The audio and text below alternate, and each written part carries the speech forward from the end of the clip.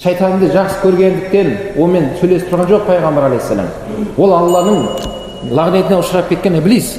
Пайғамбар онымен сөйлесуге ешқандай сөйлескісі келмейді. Бірақ біз үшін уақытын бөліп сұрады. Кім дейді олар? Менің үмбетім ішіндегі сенімен байланысқысы келетін, саған дос болып жүргендер кімдер деп сұраған кезде лағнеті шайтан жауап бере бастады. Ал-имам аль-джаир дейді. Біріншісі, сол қол астындағыларға әділдік қылмайтын басшы дейді. Бауырлар, бір мекеменің басшы шығарсыз, тағы бір жердің басшы шығарсыз, қол астындағыларға әділдік қылмаған басшылар, оның кімнің жақтаушысы екен? Шайтанның жақтаушысы. Яғни әділетсіз деген сөз. Шайтан әділетсіз ол.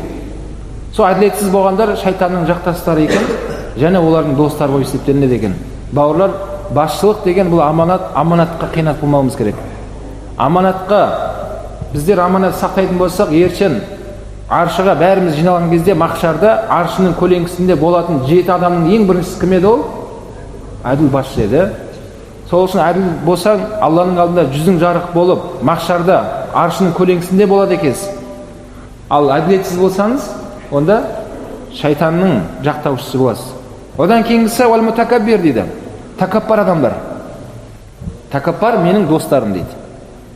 Адам алейхиссаламды күнә жасады, иблис те күнә жасады. Адам алейхиссалам сезімге беріліп күнә жасап қойды. Шахват дейміз ғой. Адам ішіп жеу, әйел мәселесі бұл шахват деген мәселе сол. Сол себепті біз ораза айында ішіп жеуден, әйелден тыйыламыз. Адам алейхиссалам шахватқа беріліп, жеме деген жемісті жеп қойды. Күнә ма? Күнә. Алла тыйым салынған жемісті жеп қойды. Күнә ол. Иблис те күнә жасады. Оның күнәсі қандай күнә болды? Шахватқа байланысты емес. Ол тәкаппарлыққа беріліп жасады. Мен оттан жаралған болсам, адам лайдан жаралған болса, мен оған қалай сәжде қыламын мен? Ешқашан басымды имеймін оған деп Аллаға қарсы келді. Алла субхана ва тағала адамды кешірді, иблисті кешірмеді. Өйткені тәкаппарлық деген Алланың мутакаббир деген есімі бар. Алланың ол есімі. Алланың есімімен ешкім ондай сипатпен сипатталға болмайды. Алла тағала тәкаппар сол. Мутакаббир деген есімі бар. Бірақ Алла тәкаппар болса да Құран кәрімде біз деп сөйлеген. Біз сендерді ризықтандырамыз, біз сендерді өлтіреміз, тірілтеміз деген біздегі мақсат аятының тәпсірінде ғұламалар айтады, ол біздегі мақсат Алланың өзі. Бірақ біздер ойлап қаламыз, Алла жаңа періштелер бәрі шығар деп ойлайсыз ғой. Көкше тілмен сөйлейді, біздер дейді. Бірақ ол аяттың тәпсірінде Алланың өзі екен. Алла бізді ризықтандырушы, Алла бізге беруші, алып қоятын да Алла. Сол мутакаббир бауырлар, Алланың есімі. Кім осы өмірде тәкаппар болып жүрген болса, ол кімнің досы екен? Шайтанның досы. Шайтан сол тәкаппарламын деп, Құдай сақтасын, мәңгі тозаққа күйетін сол. Алла Тағалаға уәде етті, адамдарды өзімен бірге тозаққа алып кетемін деп. Алла Тағала да уәде етті, егер пендем тәубасына келсе, оны мен кешірем деді. Менің ықыласты құлдарымды ала алмайсың деген аяттарда. Одан кейінгі уәл ғани ләзи ла юбали мин айна яктасибул мал ва фи маза юнфиқу. Екіншісі, дүниені қайдан тауып жатқанына мән бермейді, қайда жұмсап жатқанына мән бермейтін бай дейді. Алла субхана ва тағала байлықты берді, бірақ байлықты қайдан тауып жатқанына мән бермейді. Арамнан тауып жатыр ма, адалдан тауып жатыр ма, және жұмсап жатқан жаққа да мән бермейді. Адалына ма, арамға ма? Сол адал емес жақтан жұмсап, адал емес жақтан ақша тапқан адам кімнің досы екен? Шайтанның досы. Өйткені ол адамның ертең Алланың алдында сұрауға қатты болады. Дүниені қайдан таптың, қайда жұмсадың? Пайғамбар алейхиссалам айтады, бір қадам жылжымайды осыдан сұралмайынша. Сол үшін дүние табу керек екен ғой деп барлық нәрсеге кіресе беруге болмайды негізінде. Өзіміздің адал ризығымызға қанағат жасайық. Альхамдулилля. Алла берекетін берсін. Ал ақша табу керек екен ғой деп арамға кіретін болсаңыз, оның сұрақ жауабы басқаша болады. Сіздің адал ақшаңызды ол жымғырады. Сөйтіп көптеген қиыншылыққа тап боласыз. Және оның Алланың алдында сұрақ алады, және сонымен бірге шайтанға дос боласың сен. Шайтанмен дос болған екен, шайтан ешқашан сізді жақсылыққа не істемейді, бағыттамайды. Аллази саддақал амира аля жаурихи. Вал алим аллази саддақал амира аля жаурихи. Одан кейінгі шайтанның досы болып, сомен сөзін сөйлеуші дос болып есептелінеді екен. Әділетсіз басшы өзінің қол астындағыларға бір мәселе айтты. Осындай жасаңдар деді. Ол басшының қол астындағылар оған, жоқ, бұл дұрыс емес қой деді. Бұл шариғатқа қарсы келеді деді. Сөйтті де олар, білімді адамнан сұрайық онда барып деді. Бірақ алдын ала білімді адамға ол өзінің жағдайын жасап қойды ма, ақшасын беріп қойды ма, білмейміз ғой енді. Сол білімді адамның өзі ақиқатты бұрмалап, сол әділетсіз басшының сөзін сөйлеген адам дейді. Сізде білім бар, бейсіз, алдыңызға адамдар мәселемен келді. Сіз сол кезде қарауыңыз керек екен, бауырлар, біздің қазақта жақсы сөз бар, тура биде туған жоқ дейді. Туғанды биде иман жоқ. Не деген ол? Яғни туған биде тура жоқ дегені, тура әділдігіңді айтуың керек. Туысыңа да қарамайсың. Ал туысқанға бұрмалассаң ше, онда туғанды биде иман жоқ дейді. Біздің қазақ халқы имансыз деп есептеген ондай адамдарды. Өзінің туысына бұрмалайтын болса, ақиқатты досы үшін, жерлес үшін, тағы басқа үшін бұрмалайтын болса, ондай адамды имансыз деп есептеген, және бұл шайтанның жақтасы болып есептелінеді екен. Бауырлар, демек басшы бола ма, қосшы бола ма, кім болсын, ақиқатты сұраған кезде айту керек. Алла Тағала Құран кәрімде Аср сүресінде айтады, адамзат қасірет шегуде дейді. Бірақ 4 сипаттағы адамдар қасірет шекпейді дейді. Кімдер олар? Иллаллазина аману, иман келтіргендер, ва амилус салихат, жақсы амал істегендер, ва табасау бил хақ, ақиқатта тұрушылар, ва табасау бис сабр. Бізге керек жері ақиқатта тұрушылар. Демек, ақиқат айтылу керек екен. Сізді куәгер ретінде сұрады ма, бір жерге куәгер болу керек, бауырлар. Куәгерлікке өте үлкен сауап болады. Бірақ ол жерге барып алып, аузын қисайып, ақиқатты бұрмалама басқа жаққа қарай. Сен біліп тұрғаныңды білмеймін деп айтасың. Білмесең білем деп айтасың, ол үлкен күнәға жатады. Үлкен күнәлар өз Аллаға серік қосу, атаның ақ болу, соның бірі өтірік куәлікке өту. Бір адамның алдында өтірік куәлікке өту, бұл бауырлар үлкен күнәға жатады. Сол үшін бауырлар ақиқатты жақтамау керек екен. Одан кейінгі уәттәжір әл-хайин. Адамдарға, халыққа қиянат жасаушы саудагер дейді. Шайтанның досы екен. Қиянат қалай жасайды? Алдына барсаң, таразын 0-0 көрсетіп тұрады. Тартсаң, таразым дұрыс дейді. Үйің апарып тартып қарасан, басқаша шығады. Немесе жыртылып қалған киімдерді бүтін қылып сатып жатыр. Сынып қалған люстраларды бүтін қылып сатып жатыр. Мысалға, ол қиянат ол. Мүмкін сол жерден бір пайда көріп тұрған жерде ойлап жатқан шығар саудагерлер. Бірақ Алла Тағала оған 100 бәлекетті алып келеді. Сол біреудің ақысын жеймін деп бәлеге қалады сол бас. Одан гөрі айтпайды ма? Мына люстраның мына жері сынып қалған. Мен осы жерін пайда етіп қойғам. Сол үшін нарқын арзандау қылып беремін сізге. Аласыз ба? Немесе айтыңыз, таразын сәл туралап жатырмын. Бірақ білмеймін, менен бай өз сондай ма туралап қойсам да ұрып кете береді таразым. Сол үшін қосып берейін таразға деп айтпайсыз ба одан гөрі? Ал қарап отырып көзіңді бақырайтып қойып адамдарды ақымақ санайтын болсаң, жоқ, адамдар ақымақ емес, сен өзің ақымақ боласың. Алла Тағала ол адамдарды, сен ақысын жегеніңе, Алла Тағала ол адамдарға басқа жағынан жеткізіп қояды. Сол кішкене 200 грамм, 300 граммға ешкім кедей болып қалмайды. Ешкім онымен байып қалмайды біріншіден. Бірақ сен Алланың алдында үлкен күнә істеп қойдың. Соған байланысты уайлул лил мутаффифин деген аят бар, білесіздер. Мутаффифин деген таразын ұрушыларға тозақтың оты болсын дейді Алла Тағала. Аяттың жалғасында олар біреуден товарды алған кезде өздерінің ақысын талап етіп, қырылысып, тартысып жұлып алады соның бәрін дейді. Тура тартып алады.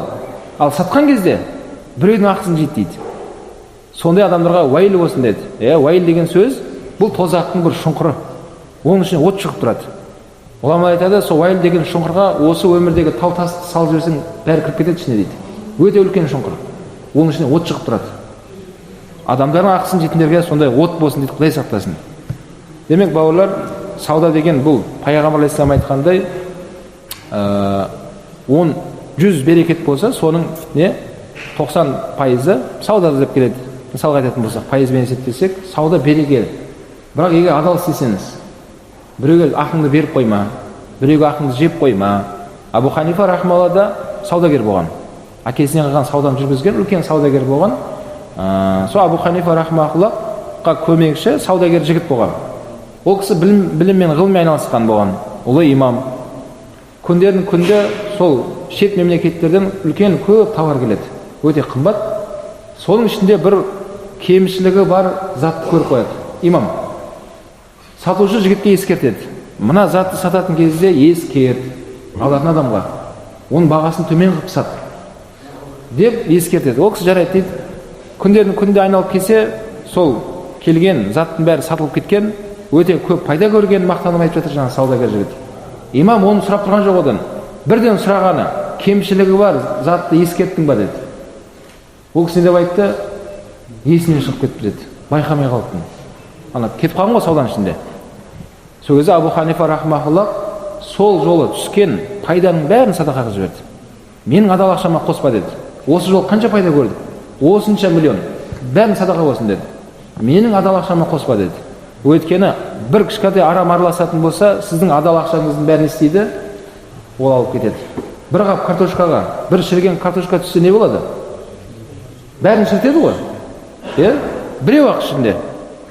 Қойшы тұра берсін деуге болмайды екен да, ол шіртеді бәрін. Сол секілді арам ақша бәрі арамдығын жасайды.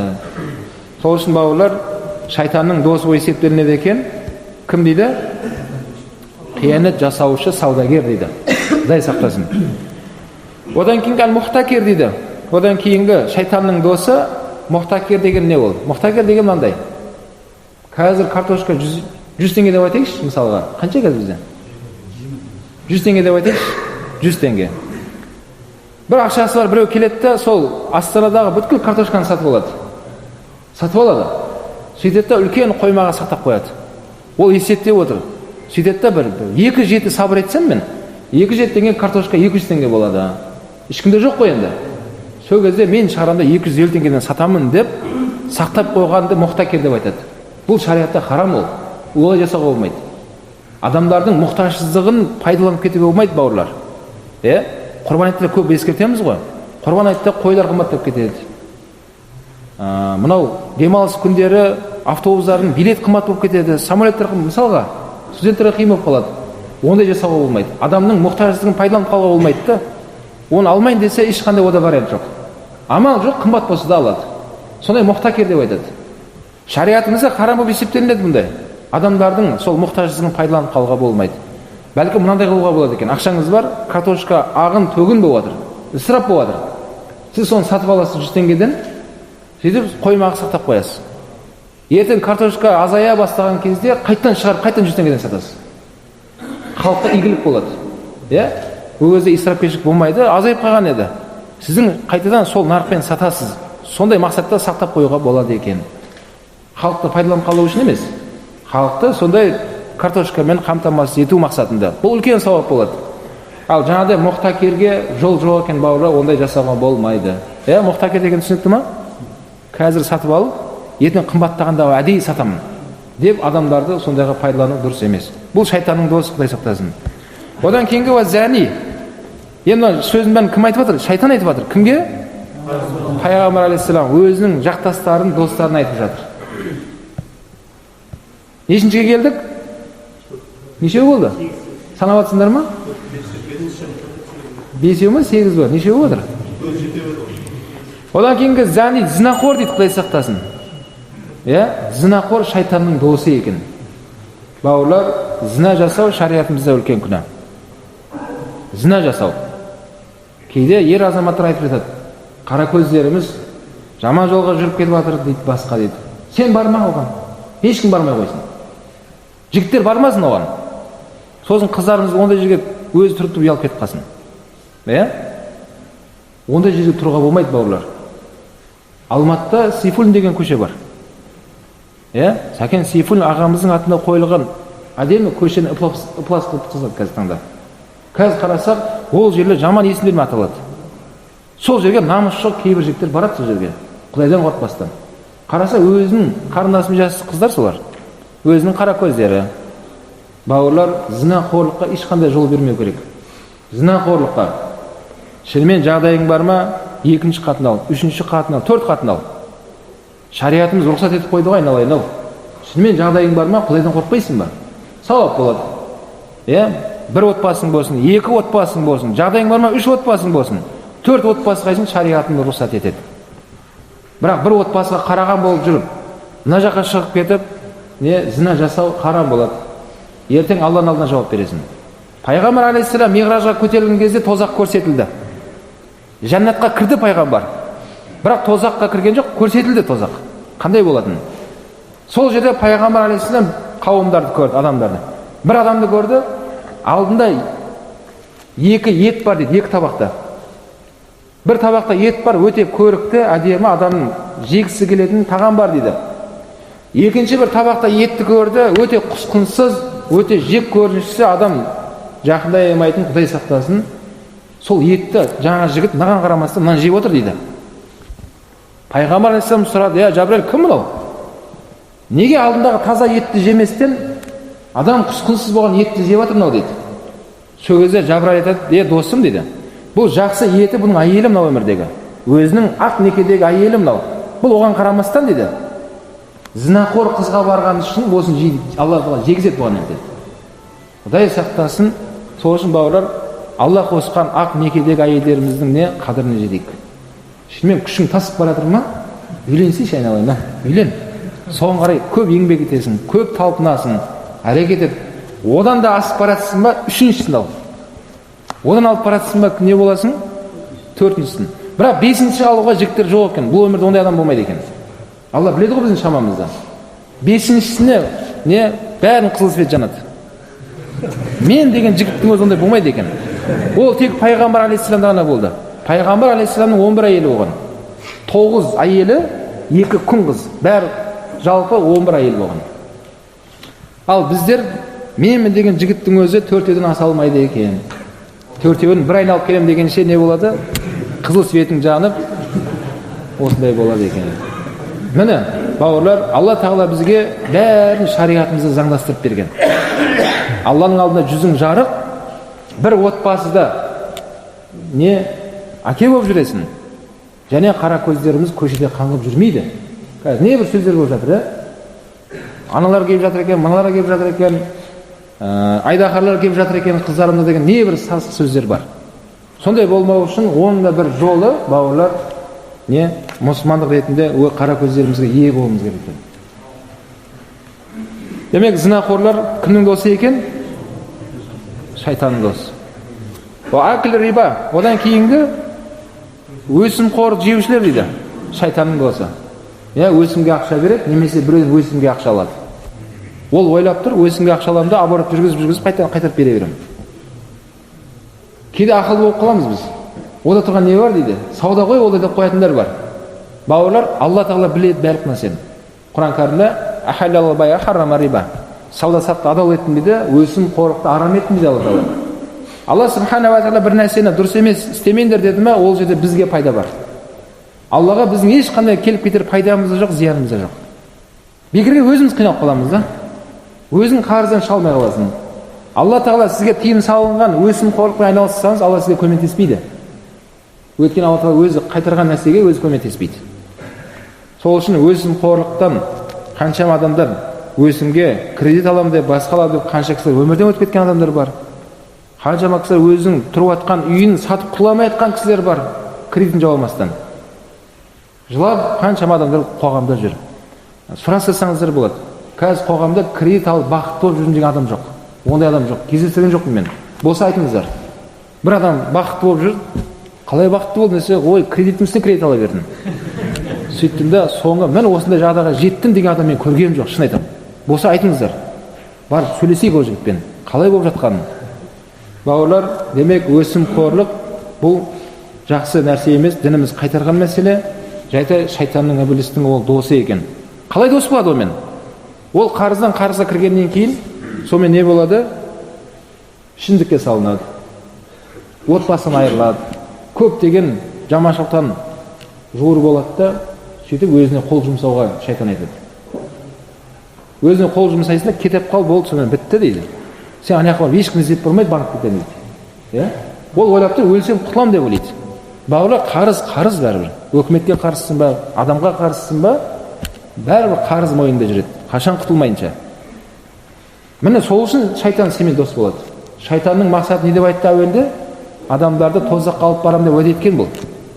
Сол үшін бұл жақсы дос емес. Шайтан ібіліс өзі жалғыз барғанды қаламайды тозаққа. Сол адам себепті тозаққа кеткендіктен енді ашыны бол.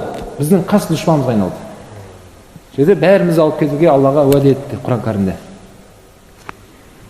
Одан кейінгі ол бахил аллази ла юбали мин айна яжма'ал мал. Шайтанның досы екен сараң. Дүниесін жинап жатыр, бірақ кім? Сараң. Не өзі пайдаланбайды, не өзгеге пайдаланбайды. Қайырымдылық жасамайсың ба? Шахтинскийде осында бір жағдай болып жатыр екен. Жағдайың бар ғой, азамат, сен. Көмектесейші десең, жарайды дейді, бар тиын тастайды ана ішінен. Қалтасына қолын салып, ішінен нелер тастайды? Тиын тастайды. Бір қайырымдылық кісілер қайыр сұрап келсе, оған ішінен санап тиын тастайды. Ал казиноға, басқа көңіл көтеретін шариғаттың тиым салынған орындарына тиын тастамайды ешқашан. Ол өзі де біліп тұр, өзі тиын қабылдамайды. Ол жерде тек қана не? Үлкен көгінен дейді ғой, көгінен қабылдайды жақта. Соған мәз ол. Бар екен әкесінің жүре керек қой, осыны деп қояды. Жүре бер солай. Шайтанға дос болып жүре бер. Бір бауырымыз айтады, мешіттің жылуы сондай қатты қарызға кіріп кетіп, бір ағамызға бардым дейді. Аға, көмектессеңші, өтініш, мына мешіт менің үйім емес бұл. Бұл мешіт сізге де бәрімізге ауылымызға ортақ жер ғой, мына жер. Бізде мешітке бюджеттен ақша қарастырылмаған, ақша бөлмейді үкіметтен бізге. Қазір мына мешітке адамдар садақа тастамаса, мешіт жабылады мына жерде. Бітті. Бұл жерден бюджеттен ақша бөлінбейді бізде. Аға, мына кішкене жылуымызға не кішкене қымбат болып қарызға кіріп кетті мешітіміз. Міне, барыңыз өзіңіз төлеңіз, өзіңіз маған ақша бермей-ақ қойыңыз деп айттым дейді. Ой, балам, айналайын, болып жатса көреміз ғой деп сөйтіп шығарып салды дейді. Көмектеспеді дейді. Құдайдың құдіреті, мен оны қарғағаным жоқ дейді. Көп уақыт өтпестен баласы дейді, Қапшағайда казиноға $1 миллион кіріп кетті дейді. Жылап келді дейді. Құдайдың құдіреті дейді.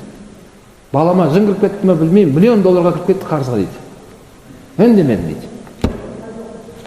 Одан көрі сол $1 миллион емес, арзымайтын, мынаны төлеп бергенде жақсы еді ғой деймін да, сол мешітке қайырымдылық жасағанда, ана светін, ыстығын төлеп берген жақсы емес па? Адамдар жылы жерде намазын оқиды, Құранын оқиды, дұғасын жасайды. Ол кісінің басына келіп жатқан бәле кетеді ғой сонымен. Садақа бәлен қайтарады дейді. Беру керек еді да садақаны. Дәл сол жерге келген кезде ол не болып қалды? Сараң болып қалды. А оны сараң қылып тұрған кім? Шайтан іблис. Дәл сол жерге барғанда бар көп ой салады. Не бір андай қарыздар есіне салады. Сен ана бір мәселелерің бар, соны реттеп алсайшы сен. Үйттеп алсайшы, бүйтіп алсайшы деп. Ал жаңағыдай Алланың дұрыс емес жолына келген кезде ол жерде сені батыр қылып қояды. Сені қолы ашық, бай қылып қояды. Қойымдама дейді. Құдай ғой беріп жатқан, бергеннен қайтпасын сен. Осылай жүру керек, оны ішпесең, жемесең, пайдаланбасаң, не үшін сен жүрсің деген сияқты не бір ойларды салып, оның ақшасын сондай жерге жасататын шайтан екен, Құдай сақтасын. Сол үшін бақыл болдан Құдай сақтасын, бауырлар. Одан кейінгі шарибл хамир мудмин. Нешіншісі?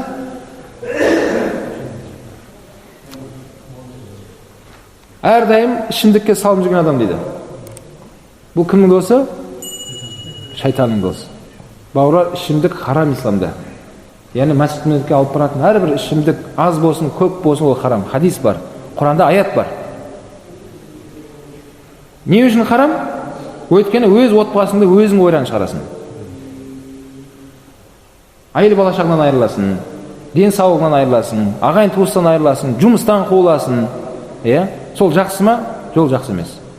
Күні кеше ғана пойызда бір кісілермен келдік бірге. Бір ағатайымыз ішіп алып кепті, енді Құдай сақтасын, ауа жоқ ананың ішінде. Енді біздер мұсылмандар үндемей жарайды деп қоя саласың ғой. Ал біздің орнында басқа біреу онда не болар еді? Мүмкін ана кісіні қуып жіберетін сонан жерден. Мұсылман адам өзгеге зиян бермеу керек. Ішіп алған адам сөзімен де, иісімен де Құдай сақтасын, сондай бір жағдайлар болды. Сол үшін бауырлар, ішіп алып, арақ ішіп жүрген адамдар, бұл шайтан іблистің несі екен? Досы екен. Одан аулақ болу керек. Міне осындай шайтанның достарын айтып шықты иблис. 10 екен.